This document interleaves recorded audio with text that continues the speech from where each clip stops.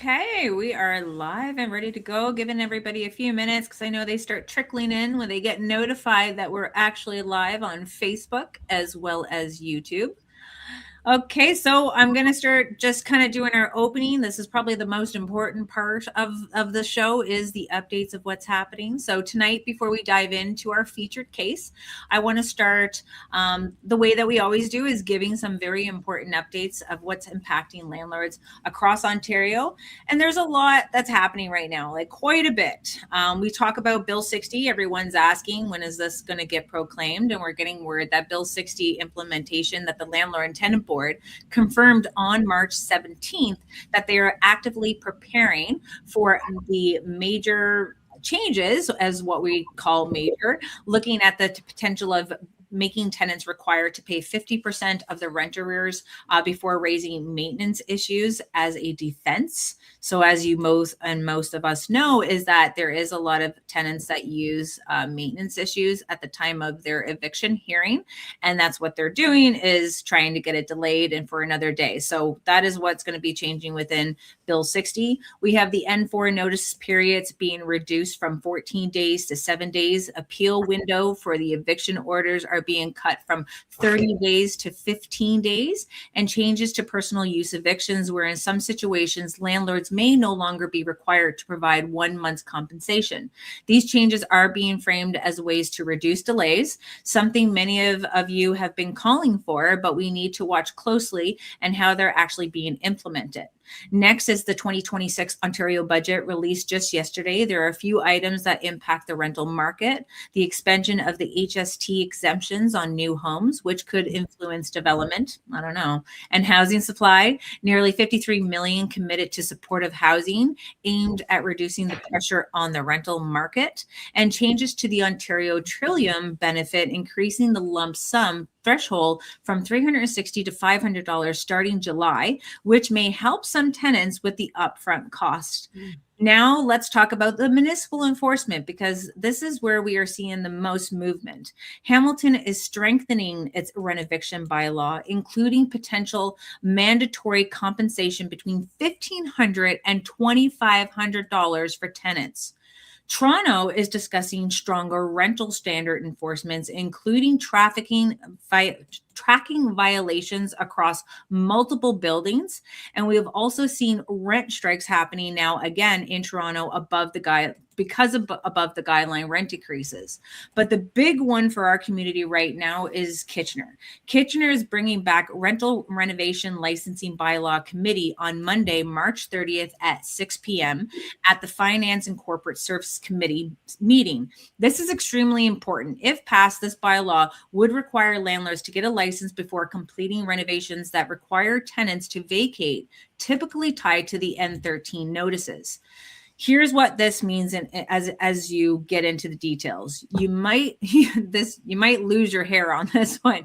You must apply within 7 days of serving your N13. You cannot start renovations without a license. You must provide a tenant information package, post notice on the unit. In someone of their window. We'll get into our opinions on this after, guys. Provide building permits and submit proof that renovations actually require vacancy. Each unit requires a separate license, and the application must include the N13 notice, an affidavit confirming service, building permit, engineer or architect report confirming vacancy is required, ownership details, and non-refundable fee. Fees being proposed are $650 an application fee, $425 for renewal fee, and $550 late fee. There's also a significant penalty up to $25,000 for individuals, up to $50,000 for corporations, plus $10,000 per day for ongoing violations. This was take effect on January 1st, 2027. In one sentence, this bylaws is forcing landlords to provide renovations that are legitimate and getting the city approved before tenants must leave. This meeting is open to the public and you can attend via Zoom. I strongly encourage our landlords, even if you're not a landlord in Kitchener, to register to participate and become a delegate. What happens in one municipality often spreads, as you can see, to others. The link will be posted in the chat and also updated within the video. So make sure that you're registering as a delegate. I believe you have until 4 p.m. on the Monday. So just do it tonight or do it tomorrow. We really need a lot of our support because we're going to have Tenant Acorn be there and become delegates themselves. Finally, one more update coming out of Hamilton. The city of Hamilton is now seeking to place a $58,845 lien on a rental property tied to the mayor of Hamilton, Andrea Horath, as the city complete an urgent safety repairs. The situation involves an ongoing dispute with an occupant, court proceedings, and potential repair costs exceeding over $130,000. This is another example of municipalities stepping in, doing the work, and then recovering costs, something landlords across Ontario should be very, very aware of and very concerned. All the shows, one thing is that the housing landscape is changing quickly, and the legislation, the budgets, the enforcements, the bylaws, it's all moving at the same time. And that's why we start every show with updates so you stay informed and prepared how it's transitioning into tonight's conversation, because this one really highlights exactly why these discussions matter. I also want to take a moment to welcome our guest joining us tonight. We have our landlord guest who lived the experience firsthand, Teresa Lipin. You got to help me there, Teresa. Teresa Laponce. Good thing I didn't try. I was going to butcher it for sure. Founder and principal of the Residence Ops Studio, our former paralegal, Jordan Newoff. I talk to you guys on the phone all the time. Don't hate on me. And I'll also be sharing insights from what I'm seeing across Ontario. We're really grateful to have all you here. You'll notice that our landlord guest has chosen to remain anonymous, and I want to address that right away. We fully respect that decision. Many landlords are afraid to speak publicly, not because they don't want to share, but because they worry about backlash, future tenant relationships, professional risks, or even legal complications. And choosing to stay anonymous allows them to share their truth honestly without fear. And at the end of the day, what matters most is the experience and the lessons, not the name. We're thankful that they're willing to speak at all, because these stories like this help others prepare.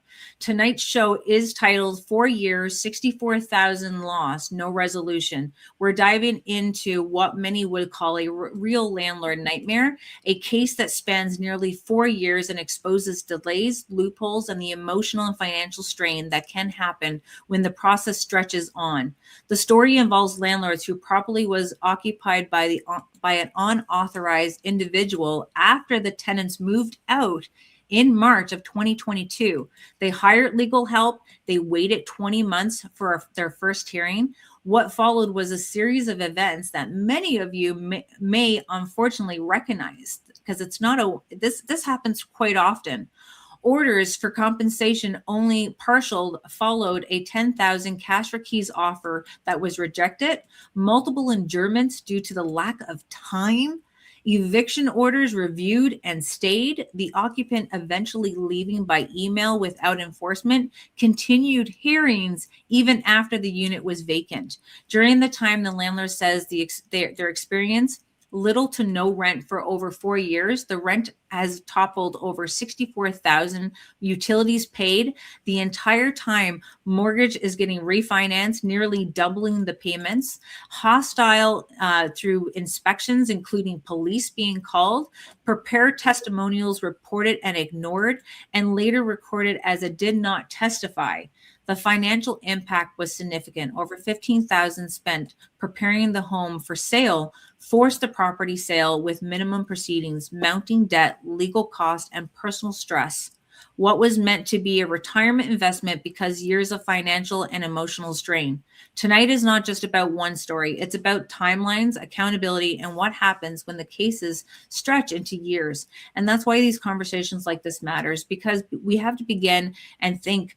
And thank you to our amazing sponsors that do help make these conversations possible. We have our friends at Front Lobby, Landlord Credit Bureau, Canadian Tenant Inspection Services, Coffee and Mortgages, Intrust Commercial Real Estate, the Cooperators with Ray Johnson's and Associates, Van Mark Constructions, KW Property Management, and last but not least, we do have our renovation solutions. And I want to thank you for providing me with all the tools that we need to bring these conversations and the education to our members.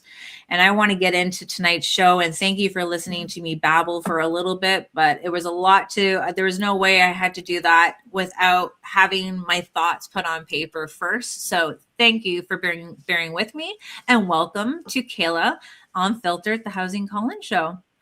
Your turn to talk, guys. We have Justice here today. She is a landlord. She is a strong individual to have dealt with what she dealt with. I've heard from many landlords across Ontario, and they've only had a little bit to deal with, and they almost became to tears. So I can only imagine what Justice has to share with us today. Justice, thank you so much for coming on. I have Teresa here and Jordan. We want to give you our perspective. We want to help you and guide you to get your story out there so that we know you're still going through the landlord and tenant board, even though this property has now been sold. So we're going to dive into that, but we're going to be able to identify, where these issues went wrong for you. Did you make any mistakes? Did you see any red flags? Where did the landlord and tenant board and where did the government let you down? So thank you so much for coming on and sharing your story. Thank you.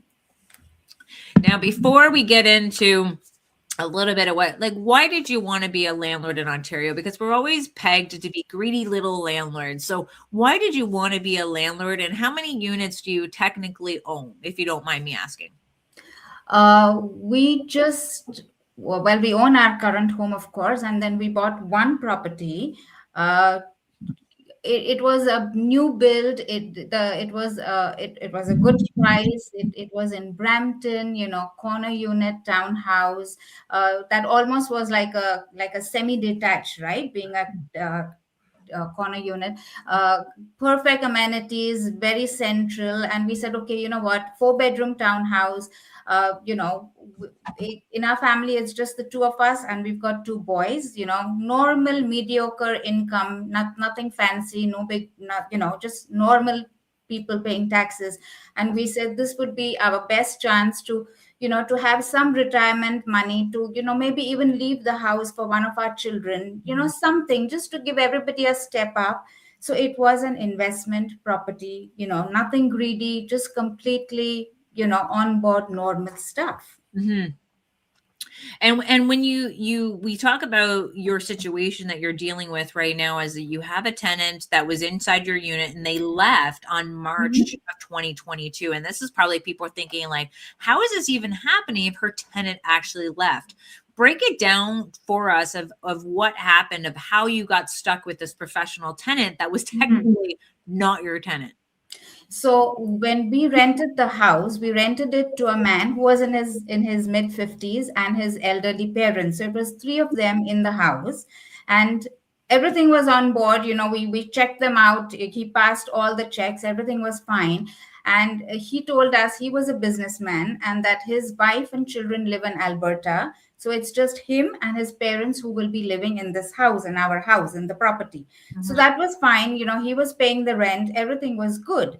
And then he sent us a notice in January of 2022 saying that they're going to be moving out of the house, and everything was fine. So my husband, he says March is when we're going to be moving out. So my husband goes there on the day that they're moving out, so he comes out, he gives my husband the keys, the front door keys, the garage opener, and they pack their bags, him and his parents, and they leave. My husband goes inside the house and finds a woman and 2 boys in the house. So my husband says, "Oh God, who are you?" So she says, "Well, I'm the wife, and these are the children. These are our children. And I don't know about my husband, but I'm staying here and this is my house." Wow. So we're like blown out of our minds. We didn't even know, we had never seen her. We had never heard of her. So she says, "I'm the wife, this is my house, and I'm living here, do whatever you want to do." And then of course she calls the police on us, right? The police comes and says, hey, we can't interfere. If you guys have anything, go to the LTB, and the police goes off, which is what they are supposed to do, right? Even though she's a squatter, but Yes, no, yes. nothing of the sort. No paperwork showing Correct. her name's on Correct. Her name's not on the tenancy. She's nowhere. She's like an invisible ghost that has just come and into being from nowhere. So then we of course go get a paralegal. We start the process. We file with the LTB. Now it was 2022. By the time we got our first hearing date, it was over 20 months, because the LTB kept saying, well, we've got COVID backlogs. We can't give you an earlier time. So they took over 20 months to give us a hearing date. And here we have this woman who is living in our house, right? Not paying us a penny, nothing. We have to keep all the utilities on. We're paying for gas, sewage, everything. The only thing that we aren't paying for her is her groceries and her internet. That's all that we're not paying. Otherwise, we're paying everything. Was your previous tenant paying for the utilities? Yes, he was. And so where was he? Can I ask? Like, so when they took off, did you call him up and say, like, yes, we did. What's We going did. on? And then we found out apparently the husband and wife were going through some sort of a divorce. Oh, okay. So he went away. He said, you know what? My work is done. I gave you guys the notice that I'm leaving the unit. Here are the keys. Thank you. Bye bye. He's gone. Right? Baggage, he's gone. I love Jordan's face on And that. left a woman who claims to be a wife, or now they're fighting for a divorce. But hey, that's not our problem, right? That's not our fault. No, Somebody it's has not. to pay the mortgage. Somebody has to pay. If you're staying here, something has to be done. And now, because it's been 2 years since the time we have even got a date from the LTB, we have had to, well, how are we going to, so we had to refinance that house. So the mortgage for that property was 2,100 before, when we were renting it out. Now we are forced to refinance it. The refinancing cost us 4,300 a month. So it's more than double. And this woman is not paying anything. So now we are running two households, my household, right? Our household, and this somebody else's household. Two parallel houses I'm running. So Justice, when you were given, like, you talked about getting a paralegal and filing, and like, did you have her name, and did you have like the details that you needed to file the N4? Yes. We got her name. To file an N4, did you file as an unauthorized tenant? Yes, correct. We did file as an unauthorized tenant. Yes. Okay. Wait, hold on here, because this is actually interesting, where you get into a really complicated situation. Most people, they just look at the act, the Residential Tenancies Act, but if you look at 51606 of the regulations, you have an issue of what the definition of a tenant is when it comes to a spouse. And you have a different set of rules that you have to apply to within 45 days. And the spouse has a different set of rules as well. It can get very complicated here, because the spouse is supposed to provide intention to stay when the husband, doesn't have to be a husband, could also be a wife, but when one of the other spouses vacates the rental unit. So I don't understand what exactly went on here. Is it a section 100 of the act? They said they filed an unauthorized occupancy. What happened there when that was filed?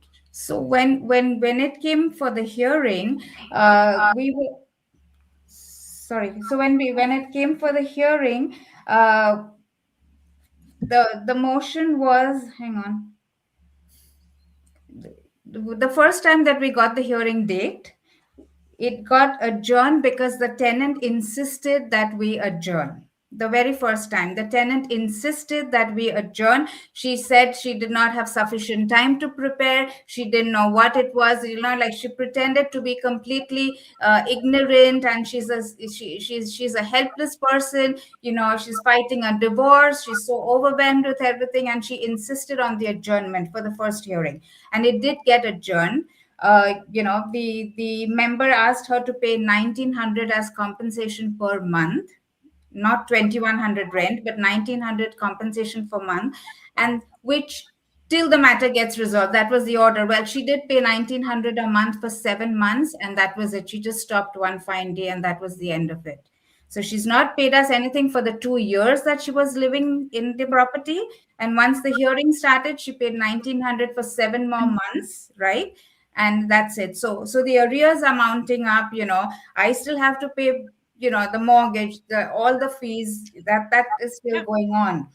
And then what happened was that we decided to change the legal firm, because we were not happy with the way the first person was handling it. So we went to another firm, and they told us, like what Jordan said. They said, hey, she is not an unauthorized occupant.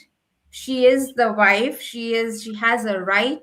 So then we withdrew that application, we closed the file, and we did accept her as a tenant. Ooh. This was under Oh. the guidance of our. So can I ask a question? So when you say you accepted her as a tenant, Mhm.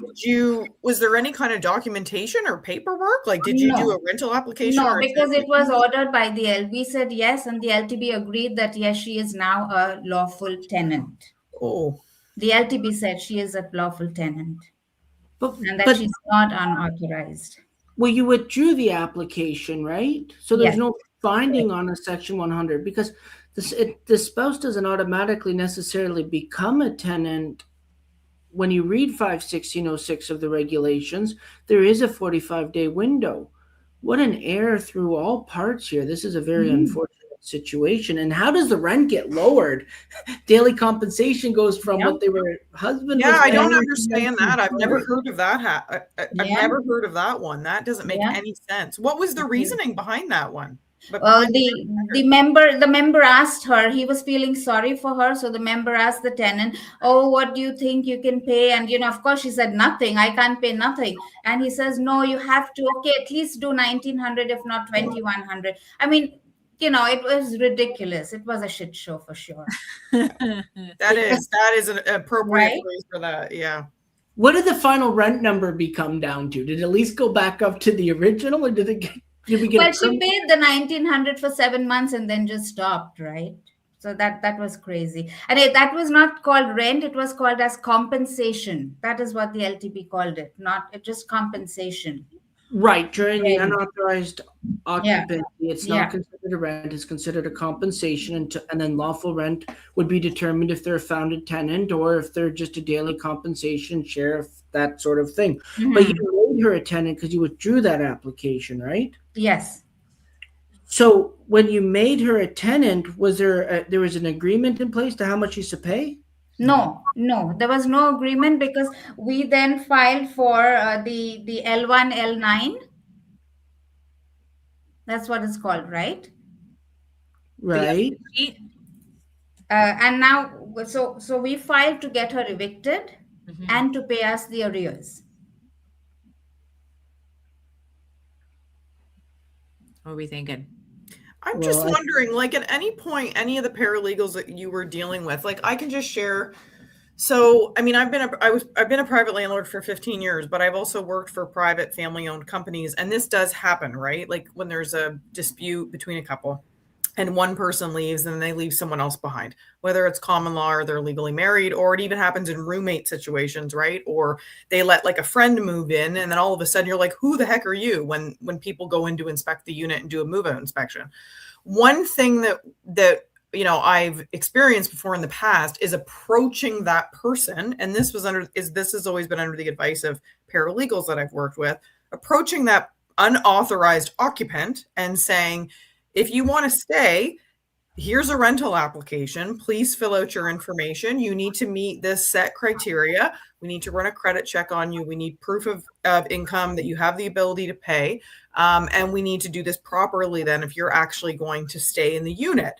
Sometimes that works, and the person then says, okay, and they play nice in the sandbox. They fill out the rental application. We get information. We get, their copy of their ID. You can run a credit check. And sometimes you even get lucky, and then you can actually make a change from the tenancy to them. Then, of course, you might have to assign the original tenancy with the original spouse or partner or roommate or friend or whoever's name on it over to this new party, which is another type of documentation, but it can be done. So I guess my big comment is, I'm just wondering what the original paralegals that you were working for, what they were thinking, because I've always tried to approach these situations like, what's the best case scenario we could get out of this? Meaning that if someone is just taking up a residence in a unit, it's not good. But what can we do to mitigate the risk, right, to the landlord? Jordan, wasn't there a case law when it came down to a tenant that was giving his N11 notice that he had to vacate? And I think it was due to like some domestic violence. And then he gave his notice to vacate, but his name was the only person that was on the lease. So then the wife went to the court system to prove that she's been in this property for 10 years. And they deemed her to have full rights of the unit because they've shown proof that they lived in the unit for such a long time.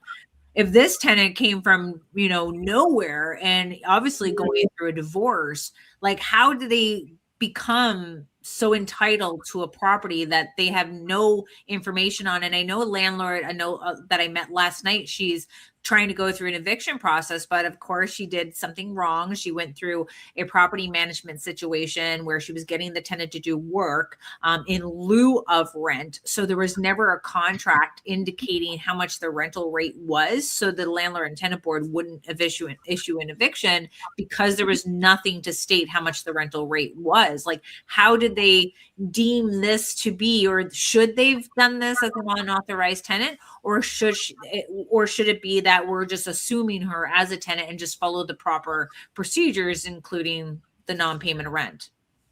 You can definitely argue the potential that she's an unauthorized occupant under 100. You really have to look at 51606 sub 2 and 3.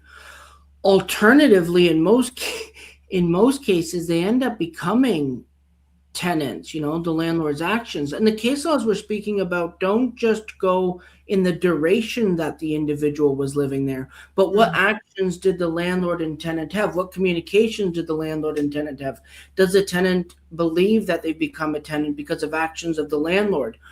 I've argued these cases before where occupants have been found to be tenants because the landlord has accepted maintenance requests from them. They've accepted rent from them. They've communicated from them. You don't do that with an occupant. Teresa, you would know that best. Absolutely. Absolutely. Yeah, exactly. If an occupant comes in and, they come into your property management office and they ask her something and the staff say, well, you're not on the lease. You're not a leaseholder. Technically, we can't communicate with you. We can't accept documentation from you, right? I don't know. In my experience, I actually had a very similar situation to this at a community about a year and a half ago. I believe that gentleman, a phrase that I use, diplomatically, I guess, is still in that unit. I won't say what municipality it is, so I won't give any identifiers, but it was a very similar situation to what like Justice has gone through, is that except instead of a divorce, it was a death. The original tenant passed away, and the landlord had no idea. The staff had no idea that there was somebody in the unit, and he was making every attempt to not be responsive to the landlord's attempt to say, "Listen, if you want to stay in this apartment, we can look at your information. You can complete a rental application. And if you meet our criteria, then great, you'll be approved to be a tenant and you can pay the rent." But he was shrewd enough to know that he was playing the system. He did not want to sign anything. He refused to sign anything. And the tenant in that unit was responsible for the hydro.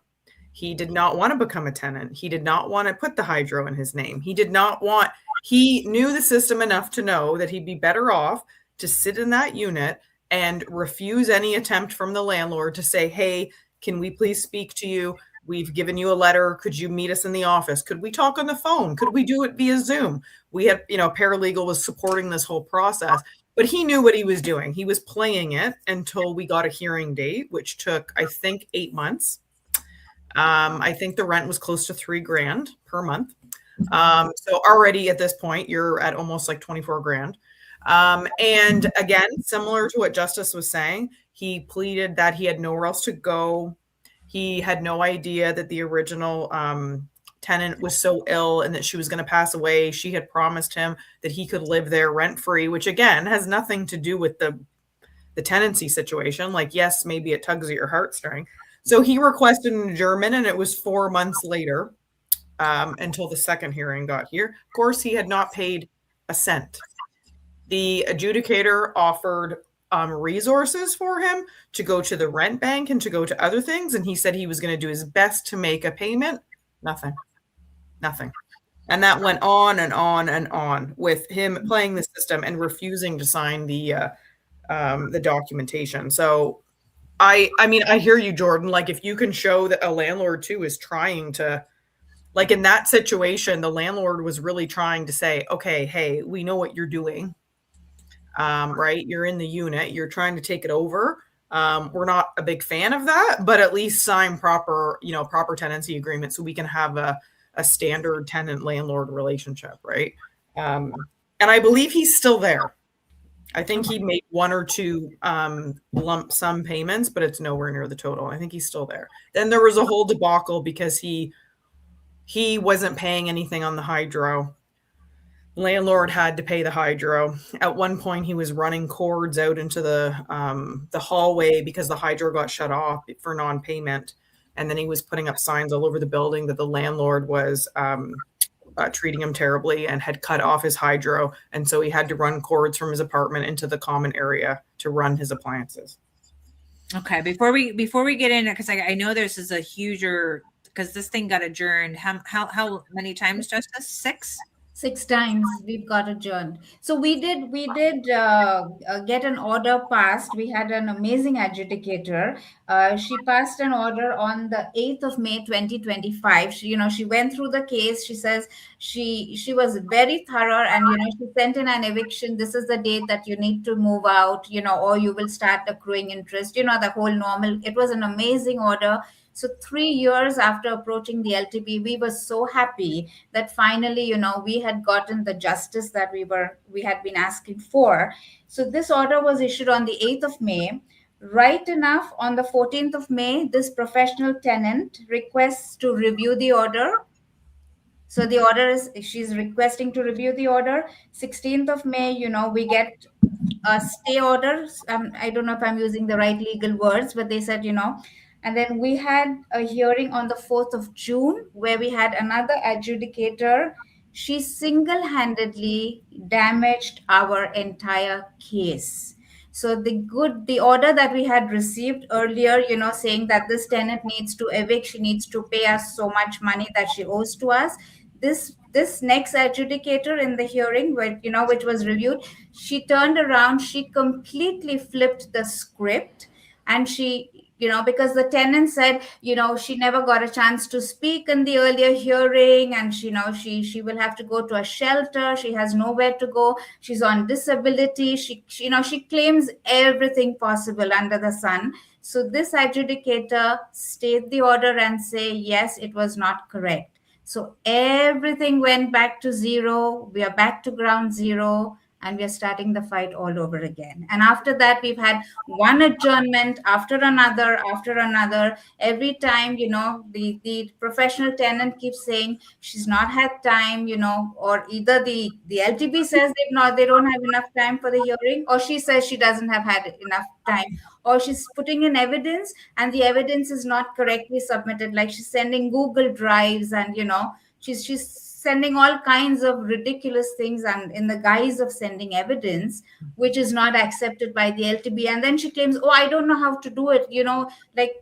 It's the whole MO, the whole delaying tactics, and the LTB keeps falling for it every single time. So I never even heard anything about an error on the landlord's paperwork right now. Like, if this is all just running out of time, this is about giving the tenant benefits and Yes, it's been completely one-sided. They have, every time that we have a hearing, the first thing that the adjudicator says is, sorry, I haven't had the time to review your case. That is the first sentence that we hear in every hearing.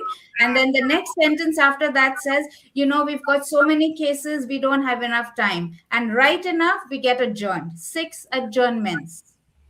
Wow. Jordan, come on, Jordan. Like, come on. It's quite common. Those types of adjournments are quite common, but I guess it depends also on how aggressive is the rep. Like, yeah, I face a short time of adjournments as well, but oftentimes without argument. certainly not, none of my clients really face more unnecessary than run out of time twice going up. I think 6 can be just Six. a And the 6. last time we got adjourned, again, it was adjourned because the professional tenant, didn't file the evidence correctly. So she again asked for an adjournment, and the adjudicator, we then asked to, a cost to adjourn. We requested for a cost to adjourn because this is really getting ridiculous. And this adjudicator denied our cost to adjourn. He again takes the side of this tenant and says, well, she needs some time. How much time does the person need? 4 years, even 4 years. Exactly. But now it's four Hold on years. for that though, because why cost if evidence isn't necessarily uploaded properly? That Yeah. evidence is your benefit. That rule is to protect you. You can waive that rule if you like, and a good advocate knows that. I've done that before when a tenant's trying to play games like that. What do you mean by that? Well, if it's not uploaded properly, you can waive the rule. You can say, I don't care, member. I wish to proceed anyways. The fact that it's not uploaded properly doesn't bother me any. Correct. Let's Right? continue. You have an opportunity because it's a prejudice against you to waive that prejudice. And I've done that many different times, especially if I know that the evidence isn't going to harm my position any. Just waive it. Force them to continue. Watch the other side. Go, they don't even know what the hell to say. You know what? It's funny that we're talking about this now because I just spoke with the landlord and that they had an adjournment because the tenant had uploaded so much evidence in their portal from ChatGPT that it was so confusing that the indicator adjourned the hearing to give the tenant more time to organize their evidence. Yes, it's happened to us too. Yeah, exactly the same. Like, do they like talk among themselves in the office? Like, how can we like help these tenants out a little bit more to the ones that are abusing? Like, there's a difference here for anyone's watching that as a tenant. We talk about the tenants that can't pay, and then we talk about tenants who won't pay. And for this tenant not paying a single dollar towards their rent or not paying a single dollar towards utilities, now we have someone who is abusing the system. And that's why we need to kind of highlight these loopholes. This is why with Bill 60, yes, is it like everything? No. Is it a start? It certainly is. But we need to start encouraging our government a little bit more to make these changes. And this is why we have Justice on today, because we want to be able to show like how broken the system really truly is for this individual landlord, just to go through the basic of a non-payment. And then when you complicate things with being an unauthorized tenant, being the wife, and I pulled up the message there, and I know I pop it up and I stop everybody in their tracks when I do it. But we talked about if I wonder, would it have been a murky in the system if the person squatter was not their spouse, but a family member or a friend of theirs? Would that have been easier to fight and to have? What do you think about that, Jordan? It would have been a simple 100 unauthorized occupancy at that point. The only thing that complicates this is the spouse. The unauthorized occupancy, there's no protection in the act because they're a friend, unless, of course, you're talking about where the landlord made them a tenant by things that Teresa was saying earlier, which is a real concern that can happen all the time. But it would not have been as murky. It's the spouse that really complicated the situation. And perhaps it's the first legal representative potential error, we don't know for sure, but to head down an unauthorized occupancy, again, at the end of the day, you could have always just applied that they're a tenant, because then if they said that they were not a tenant, the sheriff would have been coming and you would have got there successful as well. So, when in doubt, do you really care? Just apply under the N4 route. Does it matter? Well, then you're making them a tenant, and it's a gamble, because if you lose and the board decides, they're not going to evict, then you're stuck with that tenant. It can be a gamble. You have to weigh the option. But now I know you're probably got your mouth on the floor right now, just with the fact that this has been adjourned 6 times and that the tenant did leave, and it does get worse, guys. So we might run over that little hour mark. We're not going to try to make it too long, but there is so much information that we want to share with you tonight, especially since I was sick last Thursday and I'm now also trying to play catch up. But now, Justice, if you can get into the fact that this tenant had obviously ran up this bill of how much money. I think it's approximately almost 65,000 in rent arrears. We're not counting the utilities that we've paid for 3 years. We're not counting all that. Just her rent is over 65,000. And then last year, 22nd July, we just get a casual email that now her divorce has come through and she has left the property with her sons. So we run to the house, right enough, she's gone. Of course, it's a mess. But now she's divorced. So she now she thinks that it's not her problem to pay, whatever is owed to us. So now our hearing is still on, right? We still need to collect. Yes, she's left the house. It's no thanks to the LTV, by the way, right? She left, thank God, of her own will. Otherwise, if we were still at the mercy of the LTV, she would still be staying in the house, right? So no thanks to them, but she left, and she still owes us money. Oh my! Yeah. I bet you that comes down in a verdict not in your favor. I bet you that's not going to be in your favor. So now, do you know what she has done? She's so smart. Well, she's not called a professional tenant for nothing, right? She has filed a T2 against us for maintenance and harassment and this and that. And she's filed the world. So now we have a hearing coming up in July that we have to fight. And I just paid my paralegal $4,000 to fight a new case now. A T2 that she has filed against us. And that's coming up in July.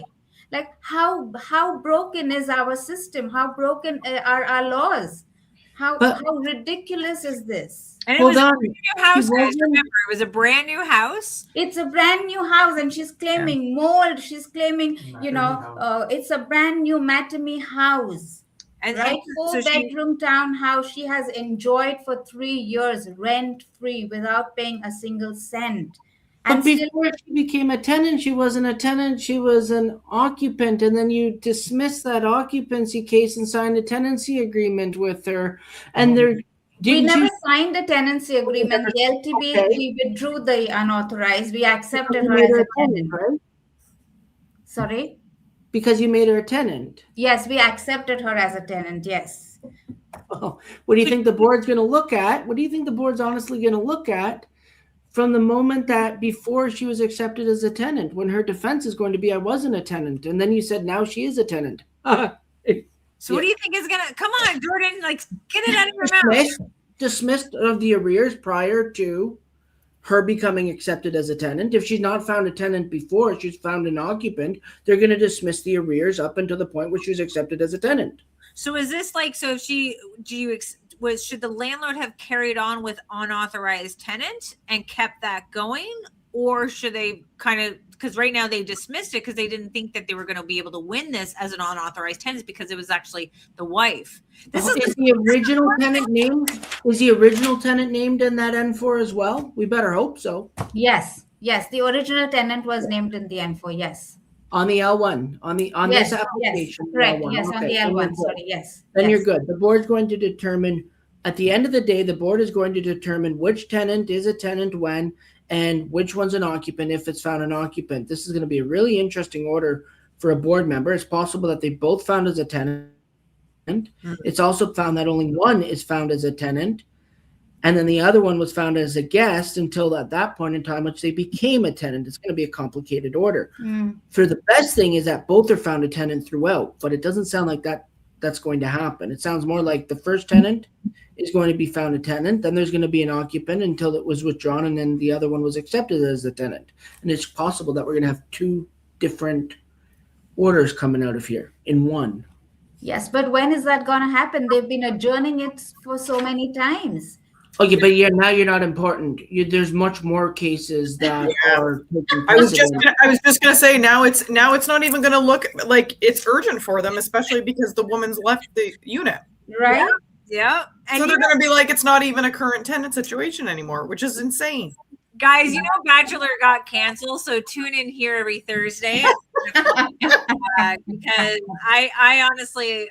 You can't make this stuff up. This is the stuff where we're right. We're calling it before we even see it. I'm going to try to do my part with justice. We're going to be, after this show, we're going to be able to write up something. I'm going to try to work my connections to kind of bring a little bit more love and attention to this, because this is the most horrible horrifying thing I've ever experienced, I think, as an advocate in Ontario. And that's the it's not just the 60, almost 65,000 in just rent. It's not including the utilities, not including the damages that the tenant had, but she's continuing to financially strain and abuse these landlords who are now having to no longer be a landlord because they obviously had, once she was out, they had to get rid of the property because it didn't make financial sense for them. And the tenant is still sucking their resources by where they have to hire a paralegal in order to deal with this tenant now calling the claim for maintenance. Now, I don't know why she would do it. Does she think she's going to, like, is she expecting, Jordan, do you think, like, a cash value of the fact that maintenance wasn't done, or does she really care about the 65,000 of unpaid debt and she wants to get it down further? Like, I don't see why she would be wasting her time. And please, Justice, please let us know if she's utilizing legal aid to represent her, or is she representing herself? She represents herself, but every time, we have a hearing and they say, do you want to speak to legal aid? She does say yes. So does that constitute using legal aid? I don't know.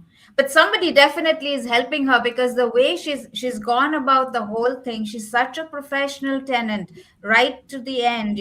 She's used everything in her power, lies, deceit. She's thrown in the everything. Hi. Sorry, my husband's chipping in. Hi. Yeah, welcome. Well, what's your name? Are you going to be denied? Welcome, Denied, to the show. I'm glad that you're being supportive too, Justice, here, and I'm sorry that you're dealing with this as well. Thank you.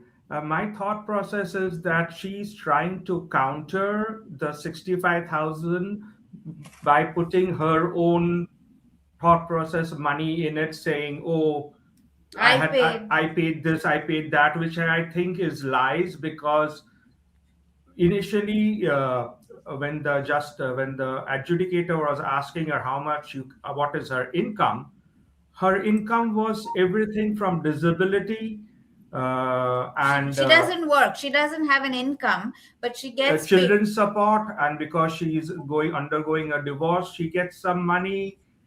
So she's getting over 5,400 from the government, just sitting at home doing nothing. So here she is, not paying us. She's living rent free in our. Well, she was living rent free for 3 years, not working, getting money from the government, claiming disability. We've seen her. We see her. She's fine. Nothing looks wrong. I mean, she's got a walker just on the side, in a corner, but she can go up and down the stairs. Fine, perfect. But she's getting all these different money from the government, claiming this, claiming that. It's ridiculous. And here we are, law-abiding citizens, and we have to knock every door trying to say, okay, we need, we are in financial debt, we have maxed out lines of credit. Where do we go? Who do we, if we can't go to the LTB to give us justice, where else can we go, right? You're relying on the LTB for justice is your first mistake. Yeah. The second mistake's about to come when the law slaps you in the face, because if she is on government assistance, you can't even collect that amount anyway. Exactly. We're not going to get any money back. So the government is paying. So let's just think about this for a second. So the government is giving her money, which apparently is supposed to be for essentials. Okay, when you're on some type of assistance, that's what it's supposed to be for. She's not using it for essentials such as housing costs, but we don't know what she's doing with that. And then the government is helping her through the LTB by giving her continued adjournments and legal aid. So how much is, and so you guys are out. You're experiencing this financial loss, all this stress, and then how much money is the province of Ontario contributing to this? The woman is like, it's fraud. She's committing fraud, against a landlord and against government resources. Correct. Teresa, sorry, can I add one more thing? Fun fact: both she and her ex-husband, they both drive nice cars. Of course they do. And they've been living in Ontario for so many years, right? Their children go to school in Ontario, university in Ontario. Yet both of them are driving Alberta license plate cars.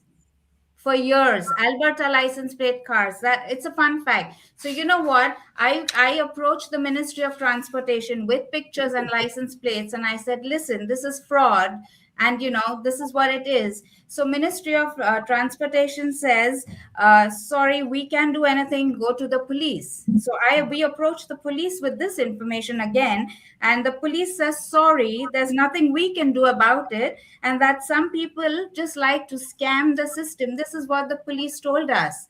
So now this You heard it here, guys. is the cherry on the cake. I mean, we're laughing. We have to laugh about it, right? We don't have Because it's any other insane. option.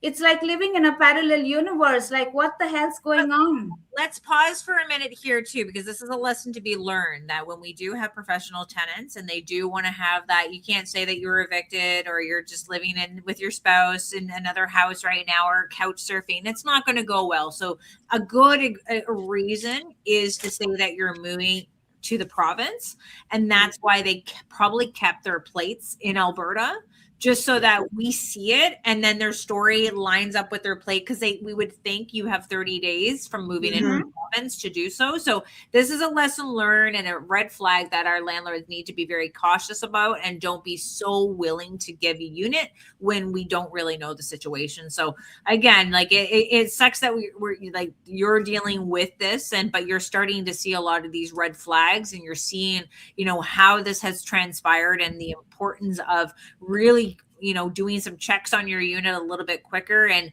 meeting with Jordan. Like, Jordan does have a webinar that he does every other Tuesday, and where he talks about everything plus the kitchen sink. And I tune in, because I've been doing this for a long time, and the guy still teaches me stuff. So I always encourage our landlords to tune in, and making sure that you're doing as much as you can to advocate and learn now before there's a problem, so that you're not spending your time and your effort and your energy dealing with the problem, also trying to learn about how to deal with the problem, and then also doing this, because the government is not here to help, unfortunately. We have a situation where we have Bill 60, where they're starting to see that the landlords are leaving Ontario. I think that is starting to motivate them into becoming a little bit more receptive to making some changes. But we're also now advocating at the provincial level to tell our province that they do need to speak up, and they do need to speak loudly to our municipalities who are introducing different bylaws and policies and regulations, because even though we still see some hope in the time frame that justice went through, like, we are seeing faster hearings at the Landlord and Tenant Board, but there's still those loopholes. It's still the adjournments. It's still the stays. We're hoping with Bill 60, obviously the tenants have 30 days to file for a review. Now they're bringing it down to 15, but again, the tenants can still potentially file for an extension. You want to talk a little bit about extensions, Jordan, about what that broken system looks like, because they always leave everybody open, and no one's really trusting anything that comes to the Landlord and Tenant Board now. They actually have to dispute it. And what I also heard is that there's tenants who are appealing their Landlord and Tenant Board hearings at Supreme Court, and legal aid is supporting it, even though it's not a viable case to win, but the tenants are getting represented at Supreme Court, which landlords have to pay a lawyer to do it at a very high cost. The hierarchy is it goes to a review, the review gets denied, and then it goes to the Ontario Court of Appeal, which generally speaking stays everything. Those are far more expensive. And then ultimately an outcome comes. And depending on the appeal, that outcome could scrap the entire order and send it right back to the LTB to be decided again, to continue a vicious cycle that just continues to go around and around on a wheel. Until eventually you can stop the wheel, and tenants do stop the wheels by filing this lovely thing called bankruptcy, and then the landlord's really screwed. Yeah. And this is where, Jordan, I love to get your thought process on it as well, because we know that paralegals are telling tenants to file bankruptcy, even though like it's going to be probably absolutely horrible for them to do it. But I'm hearing that the Landlord and Tenant Board is supposed to put a stay on bankruptcy. So when there is someone claiming bankruptcy on rent arrears, the Landlord and Tenant Board is supposed to apply for a stay. And it would leave the time frame for the landlord to go to the bankruptcy court and for them to lift the stay. Have you heard, like, it was a lawyer at one of the landlord associations that I was attending telling me that you still can evict even though the tenant had filed for bankruptcy? Uh, you know what? We have seen evictions, but it's due to conduct. Remember, bankruptcy stays the supposed arrears amounts. Okay, so there has been some case laws out there. Let's say you have a mediated agreement. Well, that mediated agreement, you're evicting not on the stay amounts, you're evicting because of a breach of an order. And we, in fact, we have that type of case law. But the general rule of thumb here is if you have an arrears on a typical N4, that stayed and can't be enforced at all. But let's say you had a persistent late before that bankruptcy. That persistent late issue, as long as it is a persistent late issue, could still have an eviction. So the arrears portion is stayed, which then stays your N4 application, but that doesn't stay evictions altogether because of conduct, because of N5s, N6s, N7s, N8 persistent late payments, N4 an order that was breached. But it does stay the monetary value, and it stays the eviction on the monetary value. So you'd have to have another reason outside the monetary value to achieve that eviction. And it is an automatic stay, unfortunately, and there's not much we can do to necessarily overcome it. The biggest kicker to this whole thing is when the case law came down on the N8, and that is persistent late still requires a late, where if there's no payments at all, the rent isn't late. And I disagree with this order at all, but then it prevents you from going down that N8 path, which limits the remedies even more. And that's complete bullshit. If it's persistently late and not whether it's been paid or not been paid, it should still be an N8 issue. Something we used to do to be able to get the tenant evicted during the N4 was persistent late N8. Well, the LTB and their infamous wisdom and then the decisions blocks that from happening now because the N8 can't be persistent late. I believe that actually came from divisional court if it hasn't been paid at all. What the hell does that even mean? Is non-payment of rent and persistent late when it comes to that context should still be allowed. It's not been paid every month it's late. Could you imagine going to your credit card at this point in time and they're filing to the Equifax and TransUnion, which landlords should be doing that. They can do that through front lobby, but going through having reported all the time and saying, no, you know what, you can't report that payment as late anymore because it just never happened. Therefore, it's just a non-payment. Like that bullshit. It's late. Well, we actually have to update our records. If a tenant is filed for bankruptcy, you have to update your record within front lobby to indicate that the tenant had included the rent arrears within your platform as well. So like, again, like we always encourage our landlords, when the tenants are late, you can report it on the second to front lobby. It gets shared with Equifax, TransUnion, and Landlord Credit Bureau in the middle of the month for the previous month. You're warning other landlords of this in particular tenant. They're sometimes like similar to this situation. If she's not working, she doesn't have a wages that can be garnished.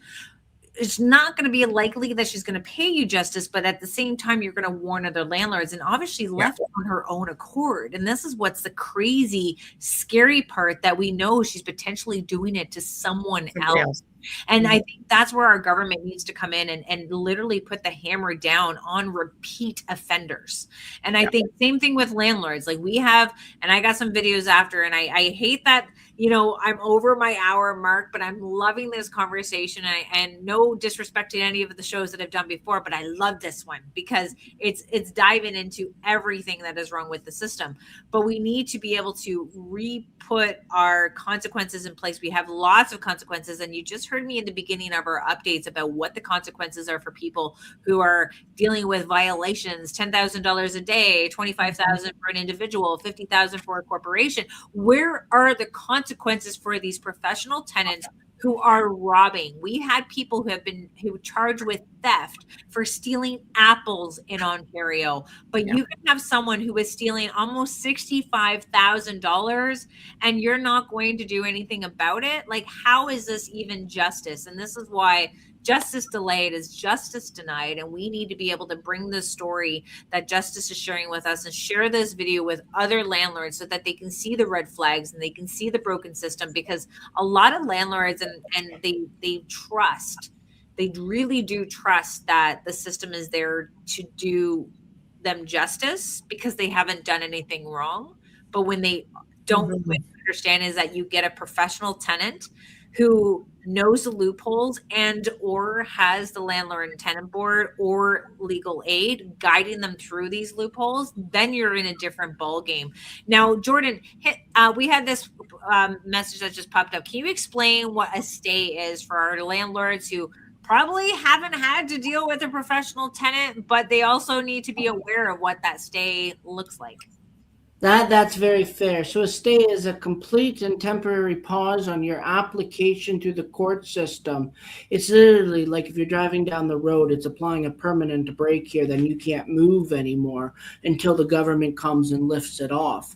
And that in bankruptcy, if it's discharged, it's gone forever. It's not even lifted, it's just gone forever.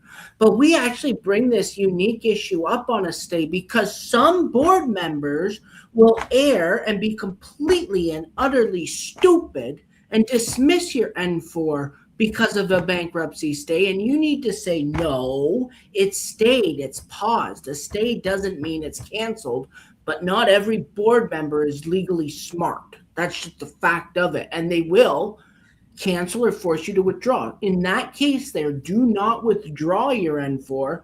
Force them to dismiss it, so then you can bring that up because it's a pause. A stay is a pause, not a cancellation.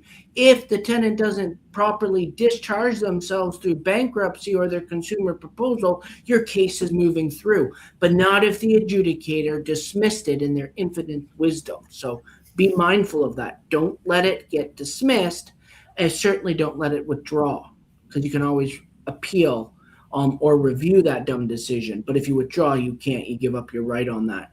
So I love a stay is supposed to be temporary So, Jordan, can I ask a question? I remember. Hold on. Before you ask him that question, remember, we are not giving legal advice. We are No, personal no, advice. I wasn't going to ask him legal advice. What I was going to say is, I'm just going back in the fall in October. I was speaking at on a panel in Hamilton for the HDAA. And one of the questions that came from a small landlord in the group was, why does the LTB, why are they employing adjudicators that don't seem to understand the actual RTA or how the tenancy agreement works? Like to your point, that's what I think a lot of people are so confused about, especially people outside of the rental industry. Like, how is it that someone is put in the role of an adjudicator, but they don't even seem to understand the forms available? They don't even seem to understand like the legal parameters the way they were talking about. So how is that happening at the provincial level? Do you have any insight on that? I believe we call those DEI hires at this point. Okay. Really, truly. But to become an adjudicator, you don't need any legal or formal legal background whatsoever. They're supposed to be experts in their field. But these types of political appointments, because they are in fact political appointments, are kind of secretive on how in fact they are appointed. Yes, you can go online and see the process, and it's transparent on how the process works, but we don't know who's behind making that decision. And what we do know is you don't have to be legally trained. To be a judge, you have to be a lawyer for a significant period of time. A worship, not so much, but they're very particular on who's appointed. Why, when it comes to the tribunals, can we appoint essentially say it? I'm thinking the exact same thing you're thinking. You're unfiltered.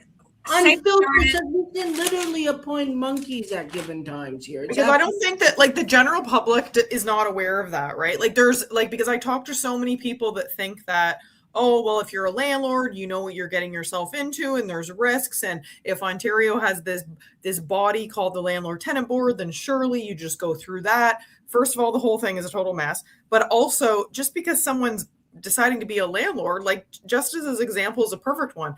It's not people trying to get rich. It's often like, hey, this might be a smart investment. Hey, this is a way to grow our financial legacy for our children or grandchildren. And also, FYI, it's no one's business why you want to be a landlord anyway. People need rental housing, right? It's a service-based economy that we have. But I think that's one thing, like Kayla, to your point about what people should really be saying to politicians, whether municipal or provincial.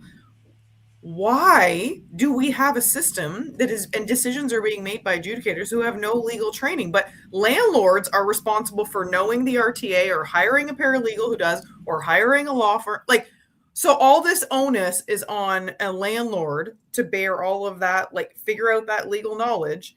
Well, this is where there's no responsibility for the LTV. Teresa, hold on.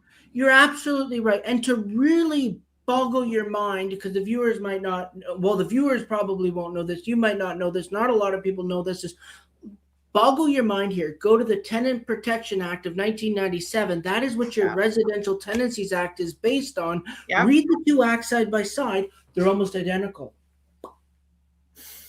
You just freaking blew my mind. Where do I put this emoji? Like everyone else with their emoji. Like I need an emoji right now. That is, you're absolutely right. Most people don't know that. I did know that through my involvement through the LPMA at the time when the 2018 lease was being redone, right?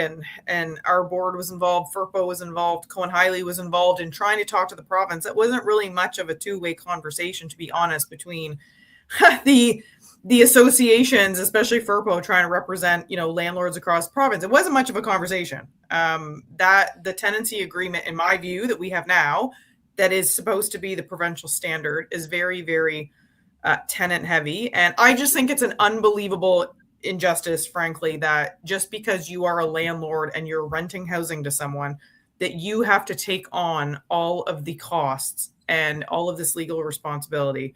But the province spends how many hundreds of millions of dollars on a broken system, and they don't have any onus of or any requirement to actually be legally trained. The province is using small landlords as a social agency with no compensation. Deep down, they've shit the bed. They stopped doing their own government housing. They've given money to nonprofit organizations that literally are just nonprofit within the name. I don't know if I talked about it before. I was going to make a post about it, but there is a gentleman who is the president of the Canadian to End Homelessness, and he had shared a post of mine regarding Michelle Fury, who is a former MP, and she was sharing the benefits of being an advocate who was paid by taxpayers because they were getting funding and went over to Egypt, and she extended her stay over there. And he reshared my post that it indicated that this is why they seem to vilify landlords and making landlords responsible, because there's a benefit to a housing crisis. There's always a benefit to any crisis.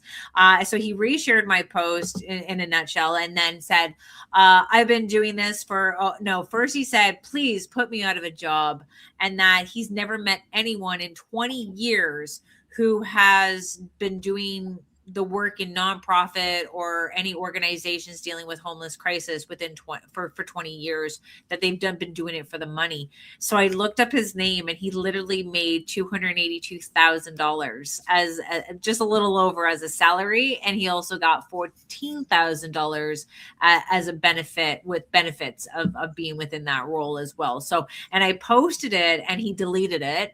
So of course I'm keeping an eye on this post, and then I went back to see that he deleted it. So I posted it again. And then this lady came on, she's like, thank you so much for sharing. This makes me sick. And he deleted my post again, explaining his salary, and he deleted her post at the same time. So I think there is a bigger cabal happening, I think, with the housing crisis. I don't think we're looking at the possibility of ever trying to solve it. It's more about trying to control it and manage it, just so that we're continuing to get more government positions, more nonprofit housing positions that do require taxpayers to pay for those individuals to manage those organizations, because we are seeing a lot of duplications of services, and we see a lot of people benefiting from it. I don't want to drift away from justice. I just want to let you know that I am going to be working with you. We're going to try to get this as attention, because even though you want the order, I know you may not be able to collect off of this tenant, but having that order available accessible and available on Canly, making sure that you're reporting that tenant's debt to Front Lobby so that they can share it to the credit bureau. So as our landlords are doing their own personal credit checks and not accepting credit checks from the tenants themselves, we're going to be able to make sure that she does not get into the door of another landlord without having that available on her credit so that we can see it.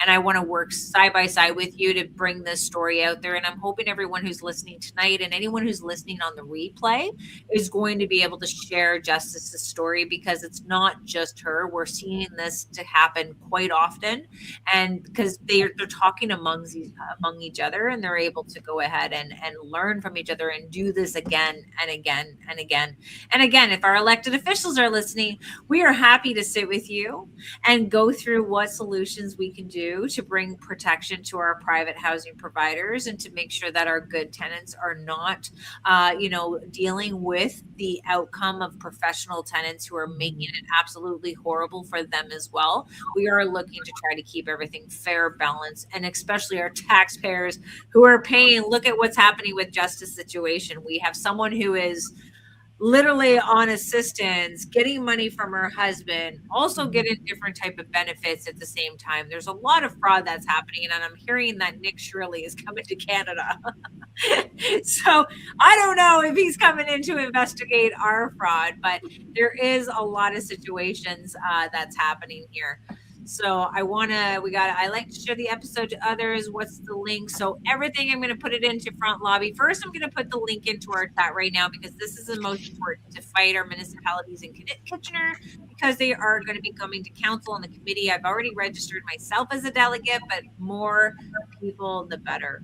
They have the acorn that are ready to go, and they are going to be advocating for a rent eviction license. Like we talked about in the beginning, there's a lot of details of what that looks like in the beginning of this video. So I'm pushing this link. I don't know if it's going to come as 1 or 2 posts, but the link is there for you to register. I'm also going to get Front Lobby's information, because I think it's important for our landlords are knowing what rent reporting is all about, knowing that they are fully compliant with the Privacy Commissioner of Canada. So you are going to feel comfortable with this company to be able to report this debt, knowing that you're doing it now. You don't need an order. You don't need your tenant to pay their rent through this platform. You're literally in control when you report it and when you don't report it. I'm also going to share over our Ontario Landlords Watch YouTube channel, because this is where we are going to keep ourselves connected every Thursday. If it's not Thursday, it's going to be the Friday. Hopefully I'm not sick. So bear with me. I am probably interviewing either Teresa or Jordan here as a potential co-host, so that you guys can take over my channel if there is a situation like this. How you guys feel about that? Love it. Lots to say. Unfortunately, I think we could go on for hours and hours, Rayford. And you know what? Oh, Teresa and I can I think we would happily, Kayla, if you can't, you just call Teresa and I, we'll jump on here. We'll jump on together, it'll be great. Interview process over. You guys are going to be my co-pilots to this. We also have Sarah that we're mixing in here from Chatham. We're building this community. We're going to take a page out of the book from our Acorn landlords who are out there creating chapters all around Ontario, because we do have a provincial landlord association, but they are busy doing provincial things and federal things. And we do have 444 municipalities across Ontario that it's really hard to keep on track of everything. So, Jordan's keeping me in the loop. Manny's keeping me in the loop with Hamilton and Michelle. And then we have Teresa going to keep us in between London and Sarnia and the craziness that's happening in Sarnia right now with their counselors. I am putting a link in here into the chat of this video where you can fill out our free registration form. I need to know where you guys are located so that I can keep on what municipalities you're living in, so that I can keep you informed, and also the municipalities that you invest in, so that I can I know we have 444 municipalities. I'm not going to be able to keep on everyone, but if I know my members are in these cities, it is going to become a priority for me to pay attention and also get a leader like Jordan, like Sarah, like Manny or Teresa in that area to keep me informed of what's happening. We're still getting calls from the public as well. So definitely keep me in the loop of what's happening and how we can get involved and teach you how to advocate. So I have that link in there as well. And if you have a story, this is so important for us to continue to do the stories. As I speak with elected officials all the bloody time, they always like, can I have a story? Can I have a story? Because if I'm going to recommend something, I want a story. So this is why I have this channel. This is why it's Kayla Unfiltered. So I have that link if you ever wanted to request. And we're obviously doing it. We used to do it monthly. Now we're doing it weekly. I think I have to do it twice a week because this is so important to people. And I love that you're sharing your information to me, and just know that you do have a friend and a community behind you as we continue to advocate, no matter which way it is. Now, again, I want to go off on a few situations and I before I close out tonight, because I know I kept you guys a little bit long. I got a couple of videos that I found on TikTok. There's one that I'm missing, and definitely Justice, I do want to have something from you on this as well, because obviously we're seeing a municipal election that's going to be happening in October, and I really want each and every one of you to understand who is currently in that elected position, who is planning to put their name into the hat to challenge those incumbents, and do they qualify, and are they going to be someone that looks at everyone's situation and not just this cabal lefty righty type of position. I need you to make sure that you're doing your part in getting to know these elected officials. And I'm telling you right now, Toronto is in trouble. From my personal watching over the years and doing this for 15 years, Toronto's in trouble. And the reason why is because we're seeing elected officials understand that Toronto is a very big tenant population. And I know that they're utilizing this against the landlords to say, we're coming after these slum landlords, or we're going to protect the tenants, because what they're trying to do now in an election year is to make it look like they're up against these bad landlords in Ontario. And it's not. We do have a lot of good landlords, because if we weren't, we wouldn't be in business. And I think that's where the system does have to come out. And I wanted to give in a couple of these videos of Olivia Chow, the mayor of Toronto, doing a little podcast. And then I got 2 more videos to kind of question her motives. And I want your opinion. So make sure you're on the button here and getting into the comments, even through the live or the replay. Hold up. Your landlord to fix things. If they just ignore you, call 311. You know, sometimes the landlord don't fix the heat, or the hot water is out, or your stove doesn't work, or there's cockroaches running around. So you need your landlord to fix things. If they just ignore you, call 311. We have bylaw enforcement officers to come write down what's wrong, go on your behalf to the landlord and say, you need to do this, or else the city is going to do it for you. Tenants, are you listening? So you call 311. 311, it's called Rent Safe Officer. The city send out people to come and document all the things that are not working. Oh, and then what happens after? And give the landlord a deadline. We give them appropriate amount of time to fix it. If they don't fix it, we then escalate. We take actions. Shout out to the TikTok provider and the creator here for capturing this interview with her, where it just makes it look like, you know, if your landlord just ignored your text for the day, like, call 311, because the city of Toronto is in business. Yeah, waste a bunch of taxpayers' money. The thing that stands out to me about this clip, because you showed it to us too before we jumped on, is she's not mentioning at all the fact that Ontario already has a system. Like, if you have a landlord that is really, really non-responsive to maintenance, there is already a process within the LTB that you can file against them. And it's actually very clear, and it's easy for tenants to find that information online and to fill out those forms and to document it. Also, you're right. She's not acknowledging either that, like, she's not adding any actual context to that situation. You know, even the cockroach comment, don't even get me started on that. There could be so many, like, extenuating or lifestyle circumstances or behaviors of the tenants for why you have cockroaches. So now what? Anybody who sees a cockroach anywhere in Ontario, they're going to be calling 311. So does the city have the resources to send out an officer to every apartment in Toronto to deal with that? I mean, yeah, it's ludicrous. I guess it's a catchy soundbite. So if that's what she was going for. Hold on, isn't Toronto Community Housing one of the biggest offenders for maintenance out there? Like, they're actually, I believe, I thought they were classified as like the worst landlord across Canada, I thought. Yes. So there you go, Olivia Child. Fix your own shitholes first before you come after private suppliers. You know what? You're totally right. Like, I will say, working for companies over the last 23 years that are private and family owned, I will tell you, in Toronto, in GTA, all across Ontario, I can tell you right now, you do not need to put more restrictions and paperwork and documentation on companies that already have policies and procedures and paralegals on staff and maintenance teams and contractors. And because, like you said, Kayla, they've been in the business for decades. They know what they're doing. It's not in their best interest to ignore you because they know that it can be a tense relationship between landlord and tenant. Their goal is to keep you and to retain tenants. That's their whole business model, right? So I don't understand how that benefits. I can tell you right now, I've managed teams where instead of them actually answering phone calls from tenants or cleaning or doing repairs or doing resident events or doing things in the community, they're dealing with rent safe officials.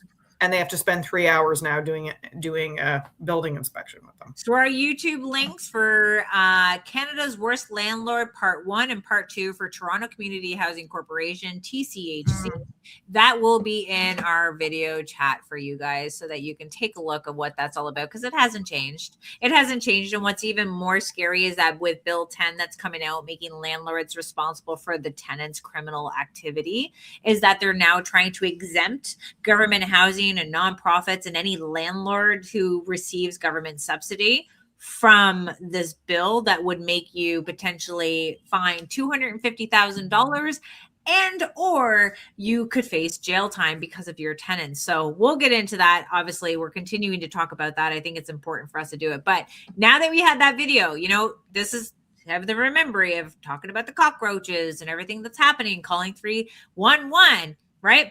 Now we have this lady coming in her business suit. Here she is. This executive committee agenda is full. I will not tolerate slumlords in Toronto.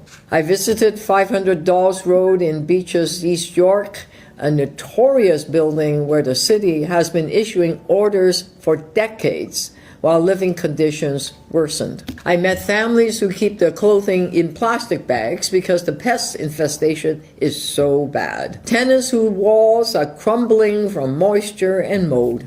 Rent-safe TO officers went door to door to survey tenants' needs, and the city took this bad landlord to court and won. Now that the appeal period is over, we can and will step in. We have the power of remedial action.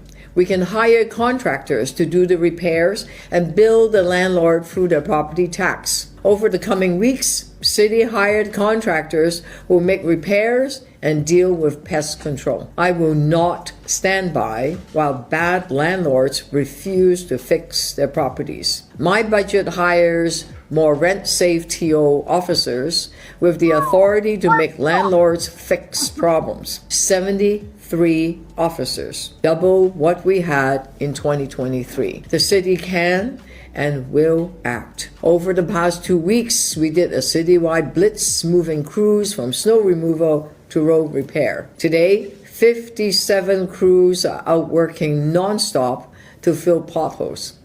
Just a couple of So we'll stop on the potholes because she was out doing the potholes.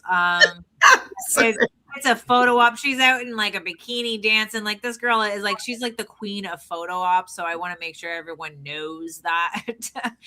And now you get this. So we have the 311 and maintenance, and she's going to come in and she's going to fix the rental property. But what people fail to remember is that they also introduced this in 2025. Torontonians who rent, it is a new protection, years in the making. Starting next Thursday, the city's rental renovation license bylaw goes into effect, meant to crack down on bad faith evictions.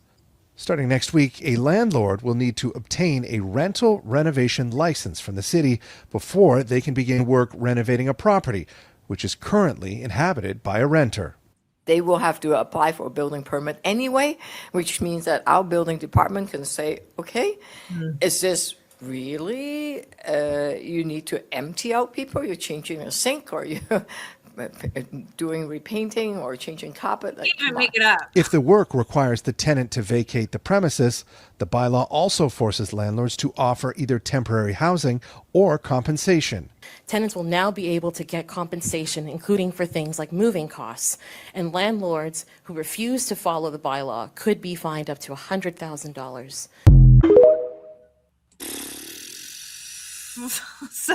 So we have a mayor who is literally preventing the landlords from being able to evict a tenant because they think it's so easy to do renovations around tenants' time, tenants' belongings, the fact that there's a lot of things that obviously need to be addressed while the tenants are not living in it. And you can tell through her, like, oh, make sure that they're not doing a kitchen sink. The fact remains is that we have something at the provincial level. We have the landlord and tenant board. There's requirements of the landlord to provide evidence to the adjudicator in order for the adjudicator to issue it. So why are we using taxpayer dollars to duplicate a service that already exists? Yeah, I absolutely agree. I noticed in the comments too, Lisa commented, a key phrase is about hiring the city hiring contractors. So that's something that stands out for me too, is like she's bragging about doubling the number of rent safe officers that Toronto is hiring. They're bragging about how, now the building inspectors will come in and we'll hire contractors. Yeah. What are the costs for all of this? Who's paying for all of this? Yeah. Like it's not as if there's like an unlimited pool of funds to deal with. But like you said, Kayla, the LTB already has provisions for these situations that are happening. So I don't understand. I think it's unbelievable. And I can tell you from my experience with any type of, all across the province of Ontario, doesn't matter what the municipality is, the rental, the licensing bylaws are pointless. They don't improve the quality of rental housing. The renoviction bylaws are pointless. It doesn't stop bad actors. No, I was just going to say that. And the rent safety and the rent safe programs are terrible. So she gave an example of one high-rise building, and maybe it is in bad condition. But if you look at the majority of even Canada's rental housing stock, most of the operators who have big multi-res high-rise buildings are publicly known and named. That's not where you're going to find these terrible one-off landlord situations in all likelihood.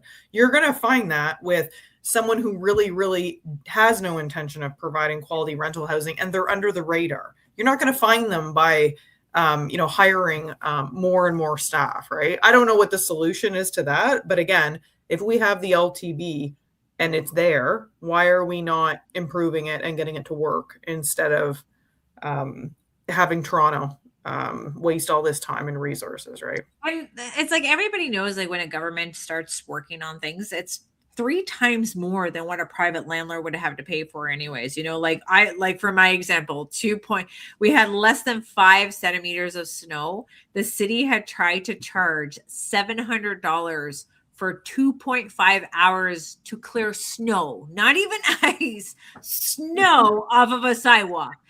We are diving deep.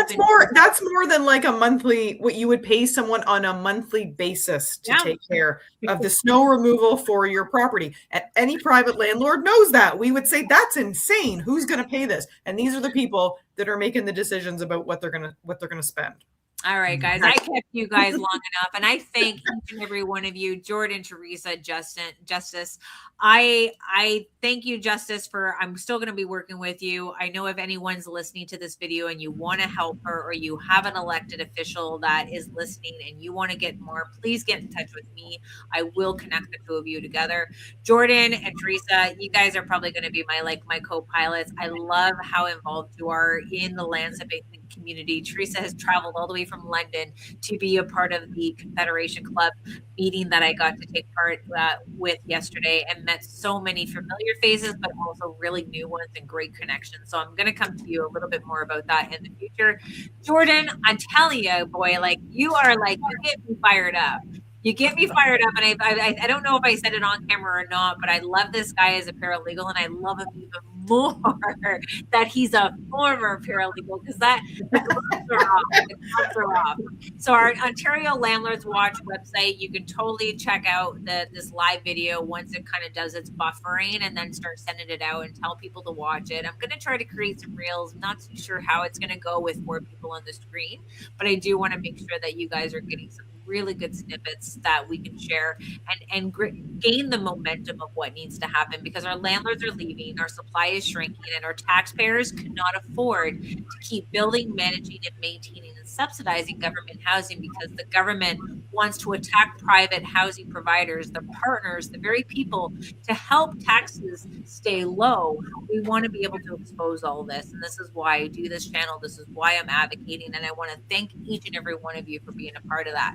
So as we close out, I want to be able to give Teresa and Jordan the opportunity. If anyone wants to reach out to you, how do they do that? Can you put your links in the comments so that people can find you? If not, you obviously can reach out to me as well. And I'm sure we're going to have, Jordan's going to be on every third week anyways, guys. So be prepared to see his beautiful face around here. And then we're going to be able to, yeah, you don't be laughing. Don't you be laughing.